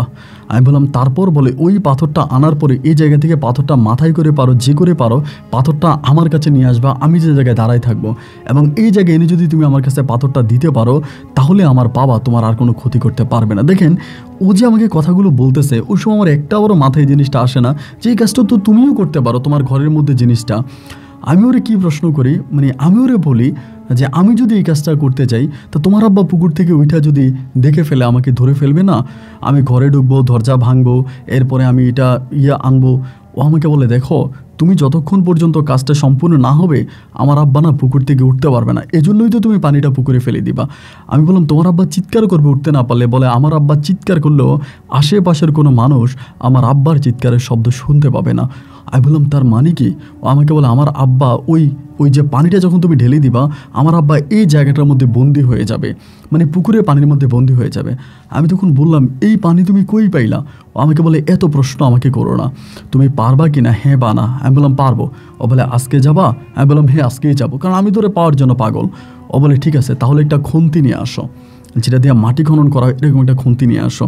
পরে আমি কী করলাম, একটা খুন্তি হাতে নিলাম, মানে ঘর থেকে নিয়ে আসছি। কিন্তু ভাই একটা জিনিস এখানে বলি, খুন্তিটা আমি যখন হাতে নিলাম ও আর আমার পাশে আসে না, আমার কাছ থেকে মোটামুটি 2 থেকে 3 হাত দূরে দাঁড়ায় আছে। ও বলে তুমি আমার স্পর্শ করো না, তাহলেই সমস্যা হবে। কেন এইরকম কথাবার্তা বলে আমি তো বুঝি না, কিন্তু আমি জানি ও কবিরাজের মেয়ে, ওর যেটা বলবে সেটাই রাইট, বা ওর অনেক মানে ক্ষমতা আছে এই জন্য হয়তো বলতেছে। এরকম করেও আমার সামনে হাঁটতেছে, আমি ওর পিছনে হাঁটতেছি, হাঁটতে হাঁটতে হাঁটতে হাঁটতে যাইতেছে। আমার শরীর কিন্তু তখন মানে এরকম একটা মানে শুনশুন করতেছে যে আমি এরকম একটা কাজে যাচ্ছি, এখন মানে ভয় ভিতরে প্রচণ্ড রকমের কাজ করতেছে যে এটা আমি করতে পারবো কি না। এখন দেখা যায় এটা করতে গেলে যদি ধরা খেয়ে যায় বা কিছু হয়, ওর আব্বা তো আমাকে মেরেই ফেলবে। আর ওর বাবার বাড়িতে হচ্ছে জিন ভূতের আখড়া, কোন দিক দিয়ে জিন আমাকে ধরে ফেলে, জিন আমাকে মেরে ফেলে, মানে হয়তো জিনে তো আমাকে মেরে ফেলতেও পারে, এই ভয়টা কাজ করে। এবং বাড়িতে যাওয়ার পরে ওদের মানে বাড়ির যে মূল গেটটা, মানে মূল যে সীমানাটা, ওইখানে গিয়া তখনই তাসলিমা দাঁড়ায় গেছে। তাসলিমা ওইখানে দাঁড়াইয়া বলতেছে আমি এর ভিতরে যেতে পারবো না, তুমি এদিক দিয়ে সোজা যাও, গেলেই দেখবে আমার আব্বা গোসল করতেছে, পানির শব্দ তুমি পাবা। আমি বলি আবার এখানে আরেকটা জিনিস বলে রাখি, এই যে আমি ওর সাথে এই পর্যন্ত গেলাম, যাওয়ার পর ওর আব্বার গোসলের সময় হয়ে গেছে। আর ওই দিন আমার কাছে মনে হলো যে এই পথটা অনেক দূরে, ওদের পুকুরের যাওয়ার জন্য ওদের বাড়িটা অনেক দূরে হয়ে গেছে, অনেকক্ষণ হাঁটতেছে, রাস্তা শেষ হয় না। যাই হোক, এরপরও আমাকে বলে আমি এখানে দাঁড়াইছি, তুই যাও। এখানে দাঁড়াইলাম, দাঁড়ানো ও দাঁড়াইছে, আমি তখন গেছি। যাওয়ার পর দেখলাম যে ঠিকই পুকুরের পানিতে মানে গোসল করতেছে, ওরকম শব্দ শোনাচ্ছে, এবং গোসল করে উনি পানি থাপড়াইয়া থাপড়াইয়া থাপড়াইয়া ছোটো বাচ্চাদের মতো গোসল করতেছে। মোটামুটি আকাশে চাঁদ ছিল এবং চাঁদের আলোতে ওনার গোসলটা স্পষ্ট দেখা যাচ্ছে। ওই মুহূর্তটিতে আমি আস্তে আস্তে করে ওই পুকুর পাড়ের দিকে গেলাম, এবং পুকুর পাড়ে যাওয়ার পরে আমি তখন বোতলের মুখটা খুললাম। বোতলের মুখটা একটা লোহার আপনার কাঠের কিছু একটা দিয়ে ঢাকনা ছিল, হোমিওপ্যাথিক বইয়ের বোতল। মুখটা খুলে আমি তখন এই বোতলের পানিটা সহ এটা আমি পুকুরের মধ্যে ফেলে দিলাম। এবং পুকুরের মধ্যে ফেলে দেওয়ার পরে কি হয়েছে না হয়েছে আমি এটা আর জানি না। আমি তখনই ওনার ঘরের দিকে, পিছনের দিকে ঘরের দিকে দৌড় দিলাম, বাড়ির ভিতরে ঢুকে গেলাম। এবং বাড়ির ভিতরে ঢুকার পরেই দেখলাম যে যেই রুমটার মধ্যে উনি থাকে ওই রুমটা কিন্তু মানে এভাবে টান দিয়ে রাখছে, দরজাটা এভাবে টান দিয়ে রাখছে, কিন্তু কোনো তালা নাই, লক নাই, যে রুমের কথা তাসলিমা বললো। এবং অবাক হয়ে গেলাম, ওদের এটা কিন্তু বিল্ডিং, এই বিল্ডিংটা কিন্তু চারপাশে দিয়ে বিল্ডিং, কিন্তু ভিতরটা মাটি। এমনি ওরা বা যে ঘরের মধ্যে এসব জিনিস করতো, 4-5টা বিল্ডিং করা, উপরেও ছাদ, কিন্তু ভিতরে মাটি, ঘরটার ভিতরে রুমটার ভিতরে মাটি। আমি ধাপ করে ভিতরে ঢুকার পর দেখলাম এই মাটির উপরে একটা মানে আপনি যে বিছনাগুলো এরকম একটা বিছনাটা তখন টান দিলাম। টান দেওয়ার পরে দেখলাম একটা মার্ক করা আছে, কেমন জানি একটা মনে হয় যেন একটা গোল বৃত্ত আছে এরকম, ঘরটা ঠিক মধ্যখানে, এই রুমটা অনেক বড়। এই বৃত্ত বরাবর আমি তখন কোবাইতে শুরু করলাম আপনার খুন্তি দিয়ে আমি তখন মাটি কাটতে শুরু করলাম। বেশি দূরে না, প্রায় 1 হাত বরাবর কাটার পরেই আমি তখন অনেক বড় একটা একটা পাথরের টুকরো পাইলাম, এবং পাথরেরটা জল জল করতেছে এরকম একটা পাথর। এখন যেটা আমি পাই সেটা আকার অনেক বড়, মানে অনেকটা বড়, আমি একা এটা উঠাইতে পারতেছি না। অনেক কষ্টের পরে, খুব কষ্টের পর আমি তখন এটাকে কাঁধে নিলাম, এবং কাঁধে নেওয়ার পরে আল্লাহ আল্লাহ করতে করতে করতে করতে ঘর থেকে বেরিয়েছি, ঘরের দরজা লাগাইনি এবং ওই খুন্তি ওখানে রেখে আসছি। বের হওয়ার পরে আমি তখন করলাম কি আপনার এরকম ওর কাছে পর্যন্ত আসছে, ও দাঁড়ায় আছে, ও আমাকে বলে আনছো? আমি বলে আনছি। এবার আমাকে বলো চলো এটা নিয়ে চলো। এইরকম করতে করতে ও এমন একটা জায়গার দিকে যাচ্ছে যে জায়গার বর্ণনা দিয়ে আমি আপনাকে শেষ করতে পারবো না, যেটা হচ্ছে আগে একটা চিতাখোলা ছিল, এবং ওই চিতাখোলার মধ্যে দিনে দুপুরে মানুষ জিন দেখতো, ভূত দেখতো, ওইখানের দিকেও যাচ্ছে। আমি বললাম তাসলিম আমি ওইদিকে যেমন আমার ভয় লাগতেছে। ও তখন কিন্তু পাথরের এক পাশে ধরছে, আমি আরেক পাশে ধরছি। ওই তখন আমার বলে শোনো ভয় পেও না, আমি যতক্ষণ তোমার সাথে আছি তোমার কিছুই হবে না। এরকম করে একটা জায়গার মধ্যে তখন মানে হিন্দুদের যেখানে পোড়ানো ওরকম একটা জায়গার মধ্যে তখন পাথরটা রাখছে। রাখার পর আমার বলে তুমি চলে যাও। আমি বললাম আমি চলে যাবো মানে তুমি? আমাকে বলে আমারই নিয়ে চিন্তা করো না, তুমি যাও। আমি বললাম তাসলিমা তুমি কী বলতেছো এগুলো? আমি তোমাকে এরকম একটা নির্জন জায়গার মধ্যে যেখানে বউতেই গেড়ে এরকম একটা জায়গায় আমি তোমাকে রেখে চলে যাব? তুমি কি পাগল হয়ে গেছো? ও আমাকে বলে যা বলতেছি, একটা ধমক দিয়ে আমাকে খুব জোরে। আমি ওর ধমকে ভয় পেয়ে যাই। আমি তখন পিছনের দিকে দৌড়ে বাড়ি পর্যন্ত আসি। আসার পরে তখন ফজর আজান দিয়ে দেয়। ফজর আজান দিলে পরে আমি তখন হাঁপাইতেছি আর ঘুমাইতেছি না, কি এরকম একটা জায়গা ওরে রেখে আসছি এই পাথরটা সহ। ও আমাকে ধমক দিয়ে চলে আসতে বললো। আমি তখন এই ফজর আজান দিচ্ছি, আমার আব্বা তখন উঠছে, উঠে আমার বলে কিরে তোর হাতে পেয়ে এরকম ময়লা মাটি কেন, তুই কি সারা রাত চুরি করছিস নাকি? এটা বলে আব্বা তখন নামাজ পড়ার জন্য মসজিদের দিকে যায়। আমি তখন এই হাত মুখ ধুই না, আমার আম্মা তখন আসছে, কিরে কী হয়েছে তোর এই হাতে পায়ে ময়লা কেন? আব্বা তখন করছে কি এইভাবে মসজিদ থেকে নামাজ পড়ে আমার আব্বা আবার জমি দেখার জন্য যায়। আমাদের যে জমি আছে জমি দেখার জন্য আমার আব্বা তখন জমি দেখতে যায়। তো ওই জমিগুলো কিন্তু আবার তাসলিমাদের বাড়ির ওইদিকে, দুইটা গ্রামের ওইদিকে জমি। আব্বা জমি দেখতেছে, আমার আম্মা বলে তোর হাতে পায়ে এত ময়লা কেন, এত ময়লা কেন তোর হাতে পায়ে, এত ময়লা কেন, তুই গোসল করে আয়, আমার বলে পুষ্করিতে ডুব দিয়ে আয়। আমি ঠিক আছে। পরে গোসল করতে গেছি, আম্মা খাবার দিছে, আমার খাবার আইতেছে না, খাবার খাওয়া আসতেছে না, ওরে এনে রেখে আসছি। এই সময়ের ভিতরে হঠাৎ করে আব্বা বাড়িতে আসছে। বাড়িতে এসে আমার বলতেছে যে আপনার বিল্লাল রে, ঘটনা তো একটা ঘটে গেছে, জমিতে যাই শুনে এলাম। কি ঘটনা ঘটছে? গতকালকে রাতে নাকি এই তাসলিমার আব্বা মারা গেছে, ভান্ডারি হাকিম কবিরাজ মারা গেছে। আমি বললাম কি বলেন, কীভাবে? বলে পুকুরের মধ্যে তারে মৃত পাওয়া গেছে। তা পুকুরের মধ্যে তারে মৃত পাওয়া গেছে? আমার আব্বা বলে হ্যাঁ, সবাই বলতেছে জিনেরা তারা মেরে ফেলছে, এবং পুকুরে পানিটা অনেকটা লাল বর্ণ হয়ে আছে, অনেকটা অন্য কালার নাকি হয়ে আছে। আমার আব্বা দেখে আসছে। এবার আমি চিন্তা করতেছি আমি ওইখানে যাবো এটা চিন্তা করতেছি, আবার চিন্তা করতেছি এখন গেলে আবার কি হয় না হয়। আমি যাই নাই, না গিয়ে আমি কী করলাম, বাড়ির মধ্যে বসে আছি। আমার আব্বা তখন গেছে, আব্বা তখন চলে গেছে। তারপর তারা এরকম করে যাওয়ার পরে দুপুরের দিকে আমার মা বলতেছে চলস না যাই, বাড়িটা দেখে আসি কী অবস্থা লোকটার, আমি দেখে আসি ওর, এবং তাসলিমারা আসছে কিনা, ওর বাবা যে মারা গেল বা তাসলিমা কই আছে। আমি বললাম যে তাসলিমারে কই বাবা? বলো ওর তো ঘরের মধ্যে আটকায় রাখছে, ওর তো একটু দেখতে পারো, বাপ তো মারা গেছে, চল। এবার আমি আমার মা মিলা ওদের বাড়ির মধ্যে গেলাম। বাড়ির মধ্যে যাওয়ার পরে দেখে জানেন তাসলিমা ওর বাপের লাশ ধরে জড়াইয়া কান্না করতেছে, ওর বাবার ধরে চিৎকার করে কান্না করতেছে। আমি তখন গেছি, যাওয়ার পরে ও আমার মা গেছে, আমার মায়ের মা গো বইলে চিৎকার করে কান্না করতেছে। ও মা গো, আমার আব্বা খারাপ মানুষ ছিল, কিন্তু আমার আব্বাকে কে মেরে ফেললো? আমার আব্বা কীভাবে মারা গেল? আমার আব্বাকে সবাই বলে জিনে মেরে ফেলছে, যেহেতু পুকুরের মধ্যে পাওয়া গেছে এবং ওনার ঘরে এরকম জিনে মেরে ফেলছে। পরে আমি তো চিন্তা করতেছি এটা কি, আমি ওর দিকে তাকাইতেছি, ও আমার দিকেও তাকাইতে আসছে। পরে আমি মনে মনে চিন্তা করতেছি কিরে ও এরকম কোনো কথা বলে না কেন, বা কিছু করে না কেন, বা ও নিজেই তো এরকম আমাকে করতে বলছে।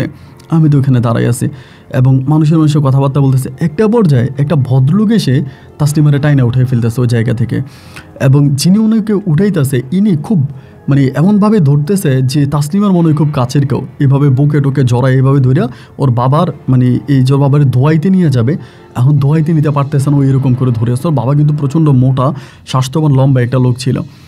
তো এবার এখান থেকে পরে ওরে জোরাজোরি করে নিতেছে। পরে আমি বললাম, পাশের একটা মহিলা আছে, আমি বললাম যেটা কি ওরে যেভাবে নিতেছে, ওই মহিলাটা বলতেছে যে এটা ওর হাজব্যান্ড। ওর হাজব্যান্ড আসলো কোথেকে? বলে এটা ওর জামাই। আমি বললাম ও মা কী বলে, তাসলিমের নাকি বিয়ে হয়ে গেছে? আমার আম্মা বলে আমি তো জানি না। আমি বলে খবর নাও। আম্মা তখন ভিতরের দিকে ঢুকলো, মানুষের লোক কথা কইলো, এবং কিছুক্ষণ পর আম্মা এসে বলে তাসলিমের তো বিয়ে হয়ে গেছে। কী গো তুমি, তাসলিমের বিয়ে হয়েছে? কবে বিয়ে হয়েছে? এটা কী ধরনের কথা? আমি তো গতকালকে রাত্রেও তাসলিমের সাথে ছিলাম। আমার আম্মা বলে কী বলছ তুই গতকালকে রাতে তাসলিমের সাথে ছিলি? আমি তো শুনলাম যে তাসলিমের বাবা যেদিন তোর বাবা বিয়ের প্রস্তাব দিয়ে গেছে, এর 2-3 দিন পরে তাসলিমের বাবা জোর করে ওর মামার বাড়িতে পাঠিয়ে দিছে, এবং সেখানে ওর নানা নানি ওর মামারা মিল্লা ওর জোর করে ওখানে বিয়ে দিয়ে দিছে। তা এই বিয়ে আজ থেকে আরও 1.5 মাস আগে দিয়ে দিছে। 1.5 মাস আগে যদি তাসলিমের বিয়ে হবে, এই 1.5 মাস প্রতি রাত 12টা থেকে 3টা পর্যন্ত কে আমার সাথে ছিল, এবং কে এইভাবে তাসলিমের বাবার পুকুরের মধ্যে পানি ঢেলে তাসলিমের বাবার ঘর থেকে এরকম করে পাথর বের করে আমার নিয়ে যেতে বলছে, এইটা কে? মনের মধ্যে তখন বারবার এই একই প্রশ্ন উদয় হইতেছে, আমার সাথে এটা কী হইল? ওইটা যদি তাসলিমা হয় তাহলে এটা কে? তাসলিমা যদি 1.5 মাস আগে বিয়ে হয়ে যায় তাহলে আমার সাথে কে এসে দেখা করছে? আমি তখন ভাই আমার হাত পা পুরো ঠান্ডা হয়ে গেছে, এবং আমি তখন কী করলাম, বাড়ির মধ্যে চলে আসলাম। বাড়ির মধ্যে আসছি এবং আসার পর ওর বাবার লাশও আমি কিন্তু মাটির জন্য ওর বাবার লাশে মাগরিবের কিছুক্ষণ আগে ওর বাবাকে দাফন কাফন করা হলো। আমার মা তখন বাড়িতে আসছে। আইসা আম্মা আমারে গালাগালি করতেছে, তুই এটা কী করলি, এটা কি তুই কোনো কাজ করলি, এটা কোনো কাজের মতো কাজ হইল, লোকটা মারা গেল, আমাদের সাথে একটা ভালো সম্পর্ক ছিল, আমাদের সাথে খারাপ কোনো সম্পর্ক ছিল না, তাহলে লোকটার কবরে তুই মাটি দিবি না, এ মানুষটার কবরে মাটি না দিয়ে তুই চলে আসলি। মা আমার এরকম করে ধমকাইতে আসছে। এখন ভাই আমি মাটি কি দিব, আমি ওনার কবরে মাটি কি দিব, মানে আমার তো ধরেন কলিজা শুকায় যাইতেছে যে এটা আমার সাথে কি হইল, এইটা আমার সাথে কি হইল, আমি কি দেখলাম কি করলাম, তাইলে ওইটা আমার সাথে কি, এরকম করে মানে রাত হয়ে গেল। রাত হয়ে যাওয়ার পর আমি ওই গাছের নিচে বসে আছি, তাসলিমা আসে কিনা দেখি। এবার দেখি তাসলিমার আসে না, তাসলিমা নাই। এবং তাসলিমা যখন আসলো না, পরে আমি কি করলাম, এর পরের দিনে তাসলিমা ওই বাড়িতে, মানে ওর বাবার বাড়িতে, আমি তখন ওই বাড়িতে গেছি। তখন ওরা হচ্ছে মানে ওর বাবা মাটি গেছে। এর পরের দিন ও তখন করলো কি, একটা ঘরের মধ্যে বসে আছে, চুপচাপ বসে আছে। আমি তখন বললাম, তাসলিমা ভালো আছো? আমার বলে, হ্যাঁ ভালো আছে। আমি তোর সাথে কথা বলতেছি ভাই, মানে আমার নিজের কাছে মনে হচ্ছে আমি অন্য কোনো গ্রহের মানুষ, আমার সাথে এগুলো কী হচ্ছে। আমি বললাম, আমাকে চিনছো? বলে, চিনবো না কেন, বিল্লাল কেমন আছো? আমি বললাম, ভালো আছি। তাসলিমা তোমার সাথে আমার একটু কথা ছিল। ও বলে, হ্যাঁ বলো। আমি বললাম, তুমি বিয়ে করলা কবে? ও বলে, অনেক মাস আগে। আমার আব্বা কিন্তু জোর করে পাঠাই দিছে, তো আমার আব্বা তোমার ক্ষতি করতো তোমার বিয়ে করলে, এই জন্য আমি ওখানে বিয়ে বসে গেছি। আমি বললাম, তুমি কি রাতের বেলা আমার সাথে গিয়ে কখনো দেখা করতা? আমার বলে, কি বলো, রাতের বেলা আমি তোমার সাথে দেখা করবো কেন? আমাকে তো আমার নানুর বাড়িতে নিয়ে গেছে, এবং যেদিন নিয়ে গেছে এর পরের দিন আমাকে বিয়ে দিয়ে দিছে। আমার তো রাতের বেলায় তোমার সাথে দেখা করার কথা না, কেন, কি হয়েছে? আমি বললাম, তাসলিমা তোমাকে যে বিয়ে দিল তোমার হাজবেন্ড কী করে? বলে, ব্যবসা বাণিজ্য করে এবং ওনার জায়গায় সম্পত্তি আছে, ওগুলো দেখাশোনা করে। আমি বললাম, তোমার হাজব্যান্ডের সাথে আমি একটু কথা বলতে পারি? বলে, না না না প্লিজ, আমার হাজব্যান্ডের সাথে কথা বললো না, আমি সংসার জীবন অনেক ভালো আছি, এবং উনি যদি আমার এগুলো জানতে পারে অতীত, তাহলে হয়তো উনি রাগ করবে বা মনে কষ্ট পাবে। আমি তখন মনে মনে চিন্তা করতেছি, ও আমার এগুলো কী বলে, ওর অতীত যদি জানতে পারে তাহলে ওর মনে কষ্ট পাবে, মানে আঘাত পাবে, আমি এটা বুঝতেছি না। এরকম করে ওর সাথে কথাবার্তা, মানে কাউরি কিন্তু কাউরি বলতে পারতেছে না যে কথা, ঘটনাগুলো কাউরি বলবো, যদি কিনা আমার সাথে এই ঘটনাগুলো ঘটছে বা এটা আমার সাথে ঘটছে, এখন কাউকে যে আমি বলবো এরকম বলার মতো কোনো মানুষ পাই না, কাউকে যে আমি বলবে দুঃখের কথা বলার মতো মানুষ পাই না। এরকম করে ওর সাথে কথাবার্তা বললাম। ওর বাবা মারা যাওয়ার 3 দিন পরে 3 দিনের খাওয়ান দিল, ওই খাওয়ানেও আমি গেলাম। ওই দিনও তাসলিমার জামাই সবাইরে বাইরে টেরে দিতেছে, খাওয়াইতে আছে। মানে তাসলিমার জামাই তাসলিমার থেকে একটু বেশি বয়স্ক, মানে আর একটু বেশি বয়স্ক, মানে একেবারে বেশি বয়স্ক এইরকম একটা লোক। বাট মানে হয়ে গেল, মানে ওর এই মানে এরকম করে 3 দিন পরে তখন ওর জামাইয়ের বাড়িতে চলে গেল। আমার তখন নাওয়া নাই, খাওয়া নাই, মানে ঘুম নাই। আমি মাঝে মাঝে ওর শ্বশুর বাড়ি ওইদিকে যাইতাম, ওরে দেখার জন্য ওইদিকে যাইতাম। অনেকে আমার অনেক বাজে বাজে কথাবার্তা বলতো, এবং তাসলিমাও তার আমার বাপ মায়ের কাছে বিচার দিছে। আমার আব্বা আম্মা আমাকে বলে, মেয়ের বিয়ে হয়ে গেছে, এরপরে তুই ওইদিকে কেন যাস, ওইদিকে তোর যাওয়া ঠিক না, বিবাহিত মেয়ের ওইদিকে তুই যাবি কেন? আব্বা আম্মাও মনে করেন আমার ধমকাইতে আছে। তা আমি তো আর ওইদিকেও যাই না, মানে ওইদিকেও যাই না, এখানেই পড়ে আছি। কিন্তু আমার প্রশ্ন হচ্ছে, আমার মনে বারবার একটা প্রশ্ন জাগে, তাহলে ওইটা কে ছিল যেটার আমার কারণ আমি তাসলিমার আব্বার সাথে বা তাসলিমার পরিবারের সাথে এত বড় বেইমানি করলাম? এরকম করে দীর্ঘদিন কেটে গেল। এবার আমি আর তাসলিমার বাড়ির ওইদিকে যাচ্ছি না। তাসলিমার নিজেও অনেককে দিয়া বলেছে আমি যাতে ওইদিকে না যাই। এরপর আমি আমার ঘরের মধ্যে আসছি, ঘরের মধ্যেই থাকি। প্রতিদিন রাতের বেলায় ওই গাছটার নিচে গিয়া বৈশা থাকি, এবং গাছটা নিয়ে গেছে গিয়া বৈশা থেকে ওখানে বসে বসে আমি শুধু ওইটার জন্য অপেক্ষা করি যে আমার সাথে বিগত প্রায় 1.5 মাসের মতো এসে আমার সাথে দেখা করছে। আমি ওখানে বসে বসে বলি, শুধু মনে মনে এটাই বলি, আপনি যেই হন, আপনি তো তাসলিমান, এটা আমি বুঝে গেছি, আপনি যেই হন, আপনি আমার সাথে একটাবার দেখা করেন, আমি আপনার সাথে একটাবার দেখা করতে চাই, আমি আপনার সাথে একটাবার দেখা করতে চাই। কিন্তু উনি আর আমার সাথে আসে না বা ওনার সাথে আমার দেখা হয় না।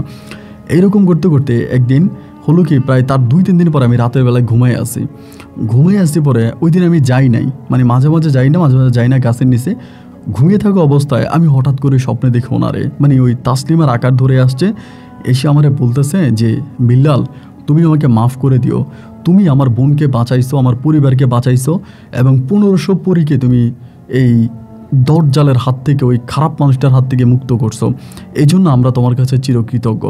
আমি স্বপ্নের মধ্যে বলতেছি, আপনি কে? বলে, আমার নাম ঝিনুক। আমি বললাম, আপনি? বলে, আমি একটা পরী। আমি বললাম, আমার তাসলিমা, আমি আপনার সাথে একটু কথা বলতে চাই। স্বপ্নের মধ্যেই বলতেছি। বলে, আমাকে এখন দেখলে ভয় পাবা না?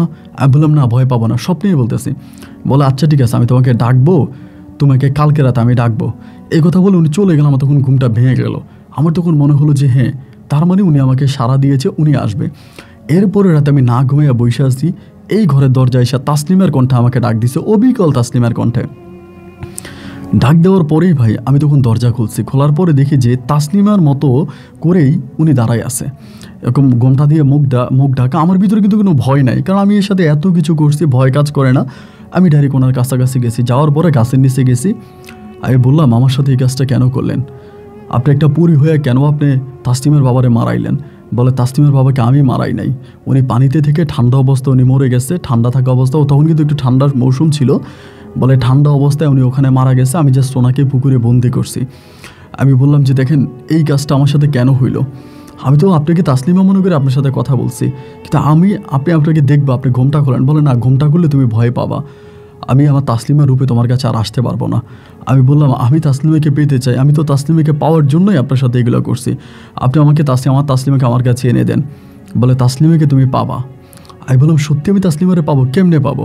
বলে, আমি তোমাকে একটা কথা বলে দিই, শোনো, এটা কেউ জানে না, শুধু আমি জানি, মানে আমরা জানি, আর হয়তো তাসলিমার শ্বশুর শাশুড়ি বিষয়টা কিছুটা জানে, হয়তো কিছুটা জানেও না।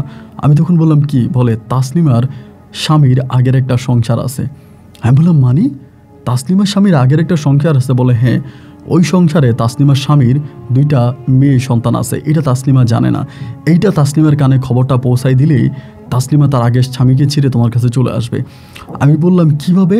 মানে আমি কিভাবে? ওই পরে উনি আমাকে পুরো ঠিকানাটা বলে, অমুক গ্রামের অমুক বাপ অমুক মেয়ে।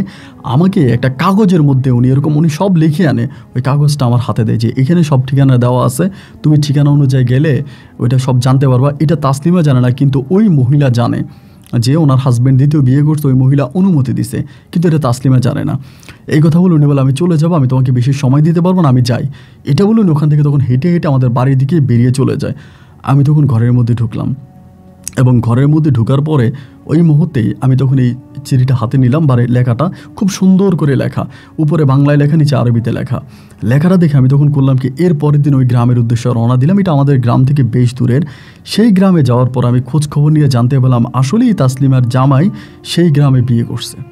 তাসলিমার জামাইয়ের নাম বলার পর সবাই বলে ওই গ্রামে বিয়ে করছে। এবার আমি কি করলাম, তাসলিমা কখনই বাড়িতে আসে, এর কিছুদিন পরে তাসলিমার বাবার 40 হবে বা ওই রকম সময়, 40 হওয়ার কিছুদিন আগে তাসলিমা তখন তার স্বামীকে নিয়ে এই বাপের বাড়িতে আসে।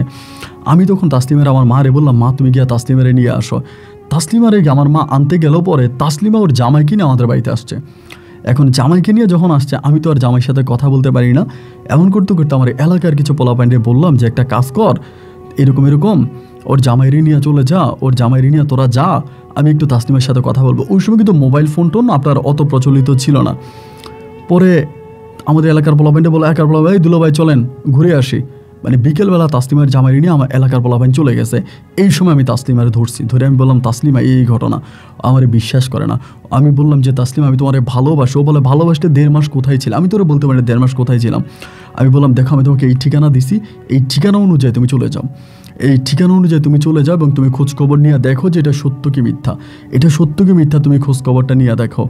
এবং এই ঠিকানা ওর কাছে দেওয়ার পর ও সেদিন চলে যায়। এর কিছুদিন পরেই, প্রায় 16-17 দিন পরে আমি জানতে পারি তাসলিমা তার স্বামীকে ডিভোর্স দিয়ে চলে আসছে ওর বাপের বাড়িতে, এবং ওর যে বাপের বাড়িতে ওর চাচি আছে, ওই চাচির বাড়িতে চলে আসছে।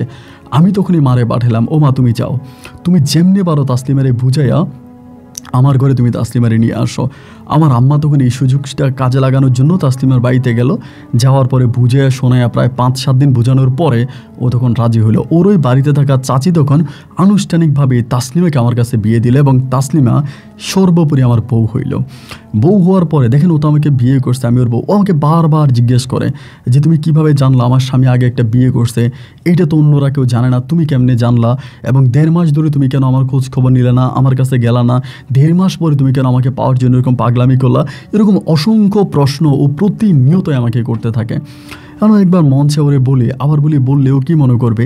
এইরকম করতে করতে একদিন আমি ওকে সত্যিটা বলে ফেলি যে, তাসলিমা, এই ঘটনা। পুরো ঘটনাটা শোনার পরে ও তখন সেই রাতে বলে, তাহলে আমার বাবার খুনি তুমি আমার বাবাকে খুন করছো?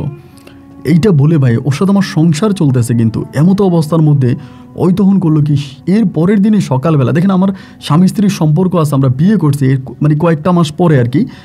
এরই সকালবেলা ও গিয়ে আমার নামে দিল থানাতে মামলা, আমাদের লোকাল থানা থেকে আমার নামে মামলা দিল, এবং মার্ডার মামলা দিয়েও আমাদের বাড়ি থেকে চলে গেছে। চলে যাওয়ার পরে আমি ওরা খুঁজতে শুরু করলাম। আমি ওরে খুঁজতে শুরু করলাম, ও কই গেল না, ওরে আর আমি পাই না। ওর বাড়ি থেকে তখন মামলা দিল, পুলিশে দৌড়ায় প্রায় বিশ্বাস করেন 1.5 বৎসরের মতো। এই মামলায় 1.5 বৎসরের মতো আমি পালাতক অবস্থায় থাকি। 1.5 বৎসরে কোনো কিছু প্রমাণিত হয় নাই যে আমি ওর বাবারে মারছি। এরকম লাশটা পর্যন্ত উঠানো হয়েছে, এই মামলায় লাশ পর্যন্ত উঠাইছে, আবার পুনরায় পোস্টমর্টম করছে, কিন্তু ওইরকম কিছু পাওয়া যায়নি। উনি ঠান্ডার কারণে মারা গেছে, ওটুকে মারা গেছে, কোনো কিছু পাওয়া যায়নি। মানে 1.5 বৎসর পরে আমার মামলা খালাস হয়। এই 1.5 বৎসরে আমাদের জমি জামা যা আছে, আমার আব্বার দোকানপাট যা আছে, সব বিক্রি করে দেওয়া লাগছে শুধু এই মামলা চালাইতে। 1.5 বৎসর পরে তাসলিমা কি করছে আপনি শুনলে অবাক হয়ে যাবেন। এই তাসলিমা পুনরায় আবারও এই সতীনের সংসার করার জন্য ওর আগের স্বামীরই বিয়ে করছে। সতীনের সংসার করার জন্য আগের স্বামীকে বিয়ে করছে এবং ও সবার কাছে বলতেছে যে আর যাই হোক, আমি জেনে শুনে আমার বাবার হত্যাকারীকে, আমার বাবার খুনির সাথে আমি সংসার করব না। যে আমার বাবাকে হত্যা করেছে, আমি এরকম লোকের সাথে জেনে শুনে সংসার করব না। আমি অবাক হয়ে গেলাম, যে বাবার নামও কোনোদিন নিত না, যে বাবার চেহারাও দেখতো না, যে বাবার সাথেও কথা বলতো না। আমি ওর এও বলছি যে তোমার বাবা 1500 পরীকে বন্দি করে এগুলো করতো, ওই পরীটা আমারে বলছে, পরীটার নাম চিনুক ছিল, বলছে। ও কোনো কিছুই বিশ্বাস করে না। এরপরে ও ওর মতো করে সংসার করলো, পুনরায় আবহাওয়া বাচ্চা কাচ্চা হলো। এখন পর্যন্ত সতীনের সংসার করে। ওর সতীন আরও একসাথেই থাকে, ওই সতীনেরও বাচ্চা কাচ্চা আছে, ওরও বাচ্চা কাচ্চা আছে, অনেকটা সুখে আছে। কিন্তু এরপরে আমার পরিবার আর আমাকে বিয়ে করতে পারায় নাই। এই পর্যন্ত আমি আর বিয়ে শাদী করিনি এবং সর্বোপরি আমার ছোটো ভাইয়েরা বিয়ে করছে, ওদের বাচ্চা কাচ্চা আছে। এখন আমার বয়স প্রায় অনেক বেশি, আমিও প্রায় মরণ পথের যাত্রী এবং আমি মাঝে মাঝে চিন্তা করি যে আমার অপরাধটা কোথায় ছিল। ওই পরীটাও আর আমার কাছে আসে না। ওই যে ঝিনুক নামের যে পরীটা ছিল, যে পরীটা আমাকে দিয়ে কাজগুলো করাইছে, এই পরীটাও আর কখনো আমার কাছে আসে নাই। আমি অনেকভাবে পরীটাকে ডেকেছিলাম, স্বপ্নও দেখি নাই, বাস্তবও দেখি নাই, এবং আমাকে ছেড়ে তাসলিমও চলে গেল। আমি সব হারালাম। এখন শুধু মৃত্যুর জন্য অপেক্ষা করে যাচ্ছি। কিছুদিন আগে আমার ছোট ভাইয়ের বউয়ের মোবাইলে আপনার একটা ভিডিও দেখলাম। আমার ছোট ভাইয়ের বউ আমারে বলে, ভাইয়া একটা গল্প শুনবেন? এরকম করে আমার একটা গল্প শোনাইলো। আমি আপনার গল্পটা শুনলাম, ভাল লাগলো। পরে আমি বললাম যে আমার ঘটনাগুলো কি বলতে পারবো? আমার ছোটো বোনের বউ, আমার ছোটো ভাইয়ের বউ বলে হ্যাঁ বলতে পারবেন। পরে আমার কথাগুলো বললাম, আমার ছোটো ভাইয়ের বউ আপনাকে কীভাবে লিখে পাঠাইছে আমি জানি না, আপনাকে লিখছে। যদি আপনি পড়েন আমার সাথে একটু যোগাযোগ করবেন, এটা আমার ফোন নাম্বার। ভালো থাকবেন, আসসালামু আলাইকুম।